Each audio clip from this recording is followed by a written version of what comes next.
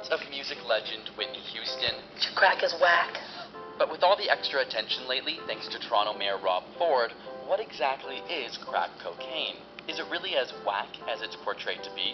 Crack is simply another form of cocaine which comes from the leaves of a coca plant. After mixing powdered cocaine with a weak base such as baking soda, it changes composition and a solid is produced, often referred to as rocks.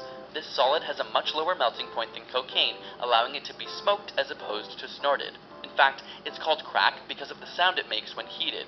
But why smoke it? Well, the lungs are an extremely quick and effective way of getting something into the bloodstream.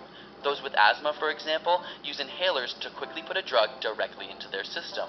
When smoke meets the large surface area in your lungs, it too slips right through the membrane and heads straight to your brain in as little as 8 seconds. This is much faster and more intense than the effects of snorted cocaine, which generally takes around 10 minutes to reach the brain. However, once in the brain, crack and cocaine are effectively identical. Initially, users feel energized, alert, and much more aware of their senses. In the brain, crack acts on the ventral tegmental area, releasing large amounts of dopamine, the chemical often associated with feelings of pleasure and euphoria. This dopamine travels between brain cells, called neurons, and binds to receptors that trigger the good feelings.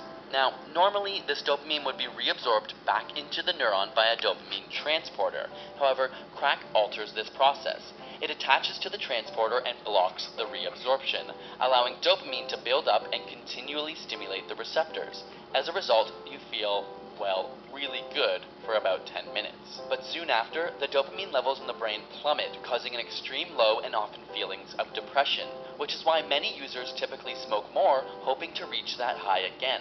Unfortunately, these dopamine levels can take a long time to naturally replenish, contributing to physical and psychological dependence or addiction, as well as increased irritability, restlessness, and paranoia. In some cases, crack or cocaine abuse can lead to something called delusional parasitosis, the feeling that bugs or insects are crawling under the skin.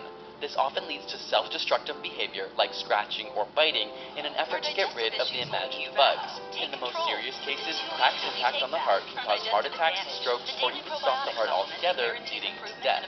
Simply put, on the extreme end of things, crack can get pretty whack. Thanks to Audible.com for giving you a free audiobook of your choice at audible.com/ASAP.